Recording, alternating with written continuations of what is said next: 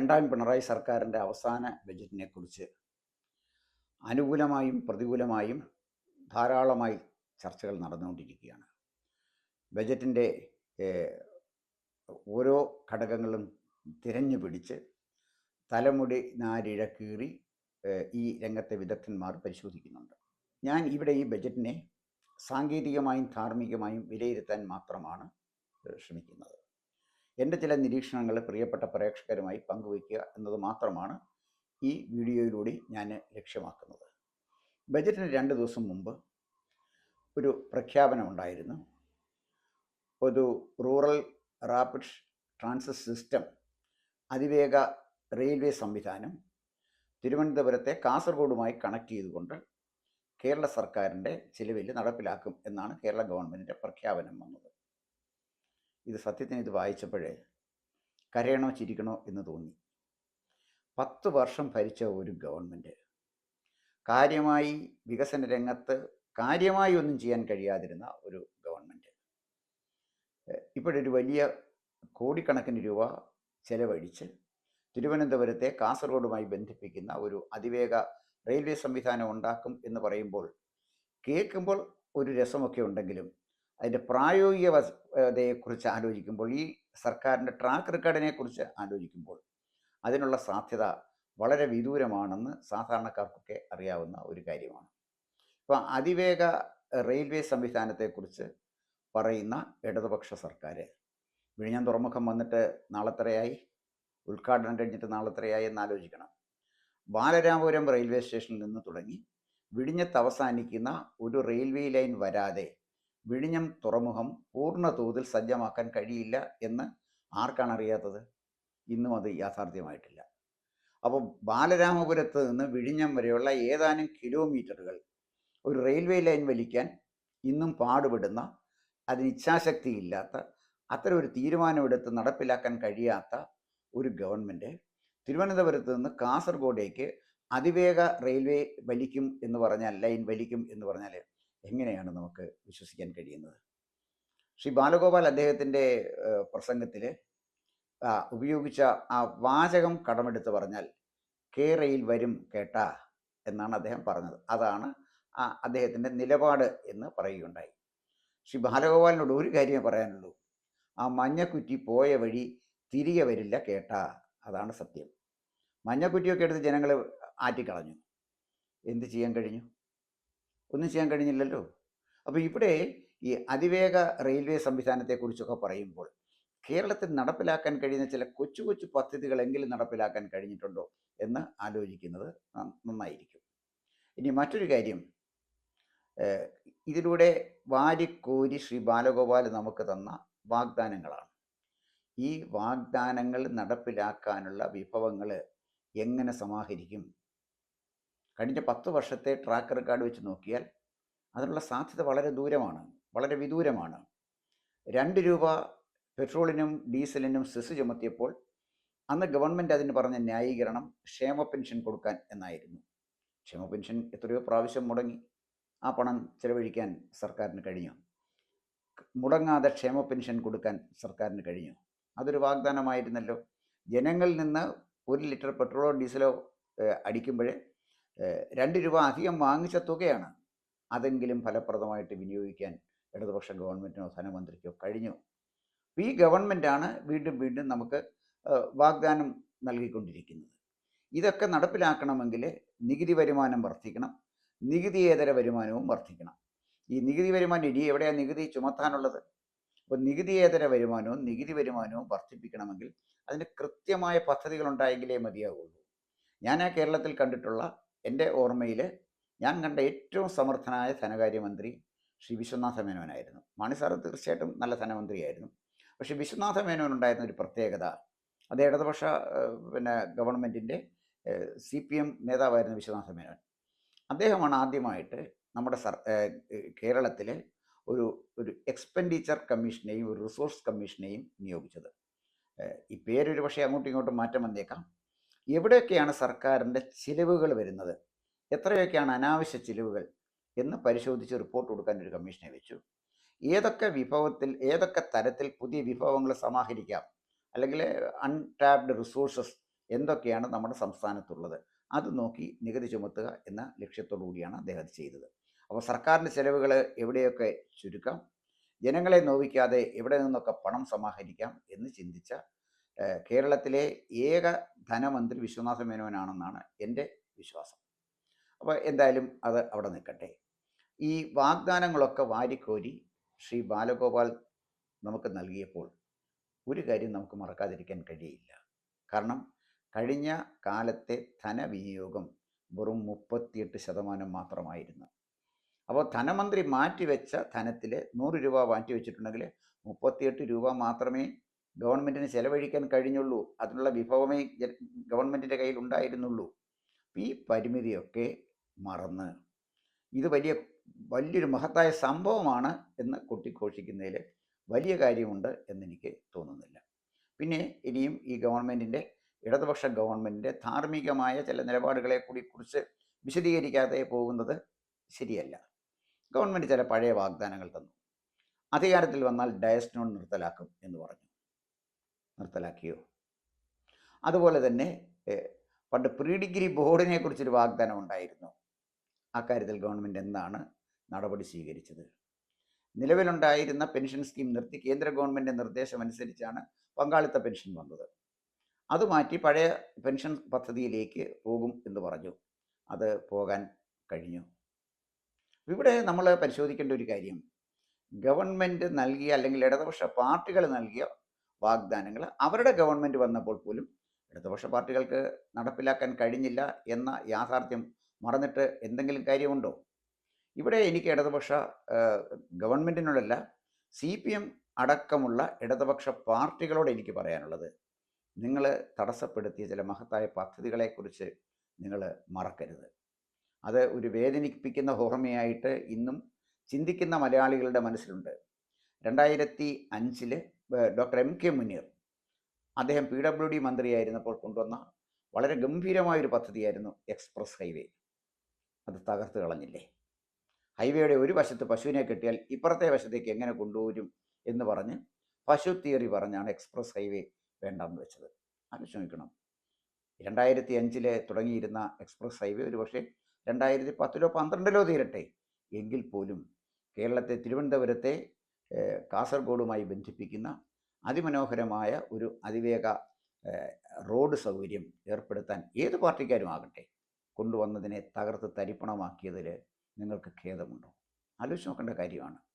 അതുപോലെ തന്നെ മനസ്സിലാക്കേണ്ട മറ്റു ഒരു കാര്യം, ഇന്ന് വിദേശ സർവകലാശാലകളെക്കുറിച്ച് പറയുന്നു. വിദേശ സർവകലാശാലകളെക്കുറിച്ച് ചിന്തിക്കുന്നു. അതിൻ്റെ ക്യാമ്പസ് കേരളത്തിൽ തുടങ്ങുമെന്ന് പറയുന്നു. TP ശ്രീനിവാസൻ എന്ന വളരെ സീനിയറായ സൗമ്യനായ ഒരു സിവിൽ സർവീസ് ഉദ്യോഗസ്ഥനെ പുറകിൽ നിന്ന് അടിച്ചു വീഴ്ത്തിയ SFIക്കാരനെ SFIക്ക് മറക്കാൻ കഴിയും, CPMന് മറക്കാൻ കഴിയും. പക്ഷെ വിദ്യാഭ്യാസ രംഗത്ത് പ്രവർത്തിക്കുന്ന ഒരാൾക്കും മറക്കാൻ കഴിയില്ല. ഈ രാജ്യത്തെ സ്നേഹിക്കുന്ന, മാനം മര്യാദയിൽ ജീവിക്കണമെന്ന് ആഗ്രഹിക്കുന്ന ആർക്കും മറക്കാൻ കഴിയുന്ന ഒരു കാര്യമല്ല TP ശ്രീനിവാസൻ്റെ നേരെ നടന്ന ആ കയ്യേറ്റം. അദ്ദേഹം നടന്നു പോകുമ്പോൾ പുറകിൽ നിന്ന് അടിച്ചു വീഴ്ത്തുകയാണ്. വളരെ പ്രായമുള്ള ഒരാളാണ്. അദ്ദേഹത്തിൻ്റെ മകൻ്റെ പ്രായമുള്ള ഒരു ചെറുപ്പക്കാരനാണ് നിരപരാധിയായ ഒരു സെമിനാറിൽ സംസാരിക്കാൻ പോയൊരു മനുഷ്യനെ അടിച്ചു വീഴ്ത്തിയത്. ആ പയ്യനെതിരെ എന്തെങ്കിലും ഒരു നടപടി സ്വീകരിക്കാൻ പാർട്ടിക്ക് കഴിഞ്ഞോ? SFIക്ക് കഴിഞ്ഞോ? ഇന്ന് നിങ്ങൾ വലിയ വയലിൽ വികസനത്തെക്കുറിച്ചും വിദ്യാഭ്യാസത്തെക്കുറിച്ചും ഒക്കെ സംസാരിക്കുകയാണല്ലോ. വ്യവസായ മന്ത്രി പുതിയ സ്റ്റാർട്ടപ്പുകളെക്കുറിച്ച് പറയുന്നു. വിദേശ രാജ്യങ്ങൾ സന്ദർശിച്ചിട്ട് അവിടെ നിന്ന് നിക്ഷേപരെ ഇങ്ങോട്ട് കൊണ്ടുവരുമെന്ന് പറഞ്ഞു.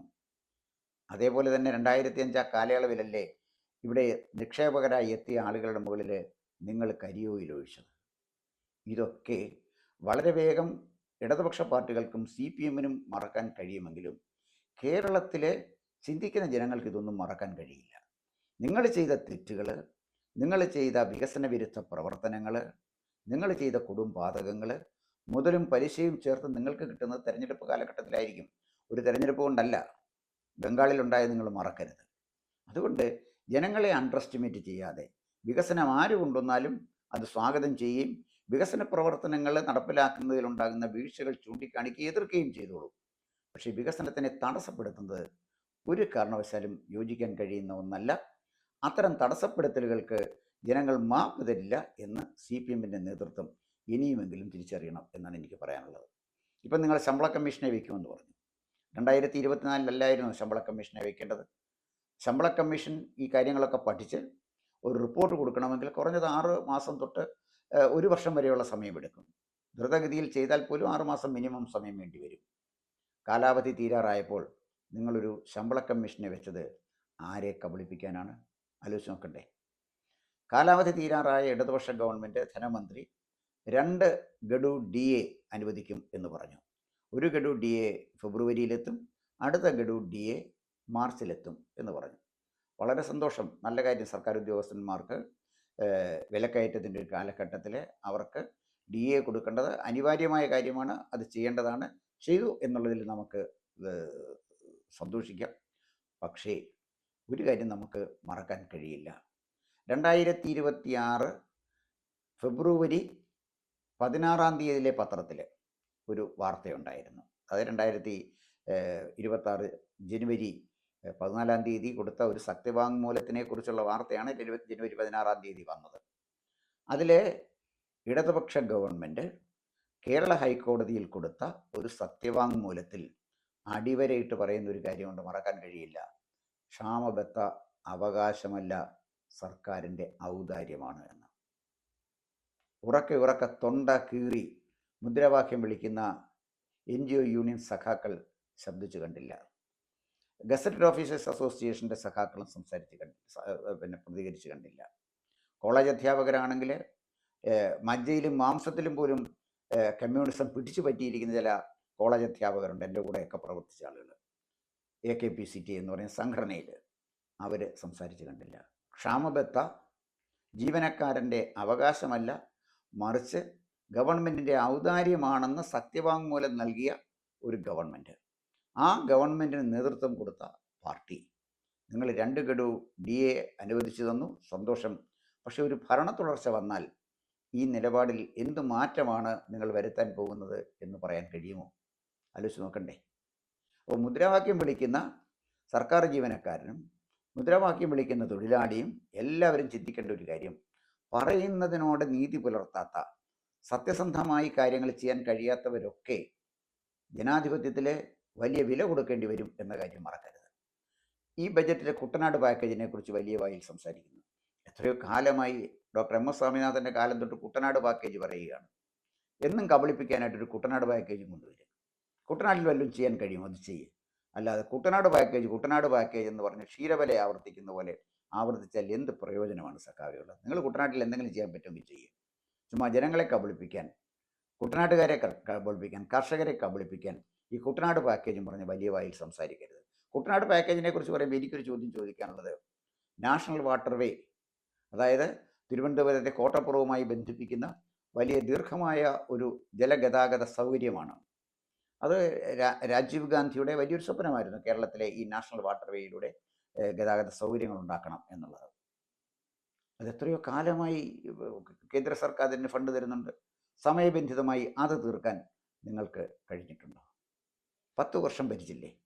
നാഷണൽ വാട്ടർവേ ദേശീയ ജലപാത ഉദ്ഘാടനം ചെയ്യുന്ന എത്ര പ്രാവശ്യം നിങ്ങൾ പ്രഖ്യാപിച്ചു? ഒന്നും ചെയ്തില്ല, ഒന്നും ചെയ്യാൻ കഴിഞ്ഞുമില്ല. ഇതൊന്നും ജനങ്ങൾ മറക്കില്ല എന്ന കാര്യം ഇടതുപക്ഷ പാർട്ടികളും ഗവൺമെൻറ്റും മുഖ്യമന്ത്രി അടക്കമുള്ള മന്ത്രിമാരും മറക്കരുതെന്ന് മാത്രമേ എനിക്ക് പറയാനുള്ളൂ. എനിക്ക് ഇവിടെ ഈ DAയെക്കുറിച്ചൊക്കെ ഇടതുപക്ഷക്കാർ പറയുമ്പോൾ എൻ്റെ മനസ്സിൽ വരുന്ന ഒരു ഓർമ്മയുണ്ട്.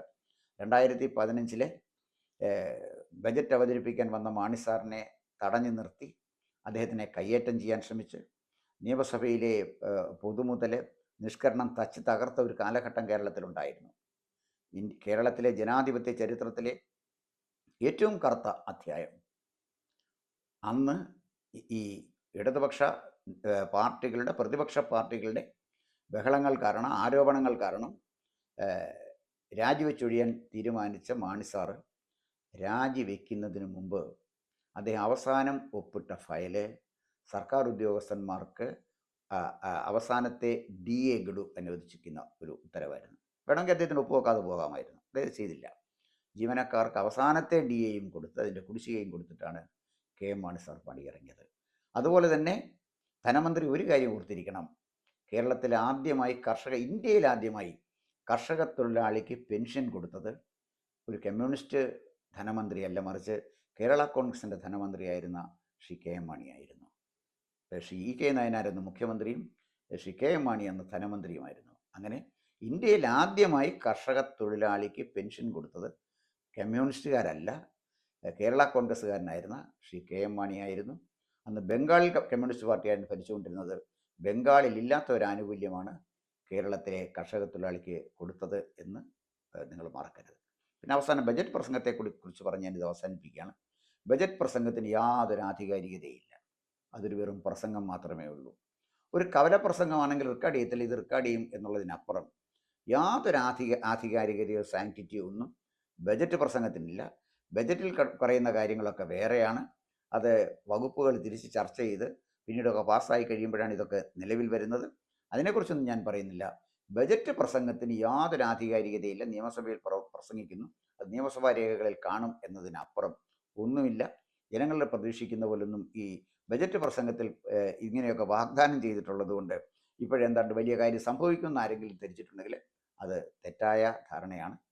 ഇവിടെ ഇടതുപക്ഷ പാർട്ടികൾ മനസ്സിലാക്കേണ്ട ഒരു കാര്യം, നന്മ വിതച്ചെങ്കിൽ മാത്രമേ നന്മ കൊയ്യാൻ കഴിയൂ.